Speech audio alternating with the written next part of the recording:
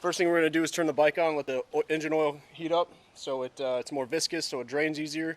So I'm going to let the bike idle for maybe 3 minutes or so, just make sure the engine oil is warmed up enough. In the meantime, I'll show you what I have for tools. So now that the oil in the bike is warmed up, just want to show you the tools we're going to be using today. Just a 10mm and 12mm socket.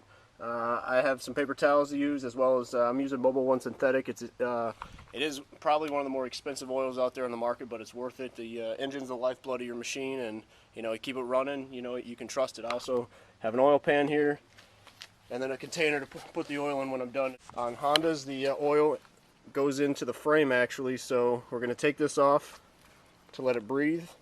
It's a dipstick. Put it somewhere out of the way where it'll stay clean. First we'll remove this bolt here, which is on the down tube.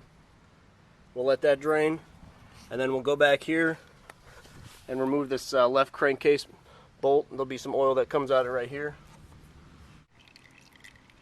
So the last of the oil, at least from this plug, is draining. I put my oil pan on a block just because sometimes with the pressure built up, the oil will come out on a stream pretty quick right when it starts. So I just wanted to make sure it didn't get on the ground, pollute everything. So we have the front drained. We're going to take off the left crankcase bolt, which is again right behind your shifter.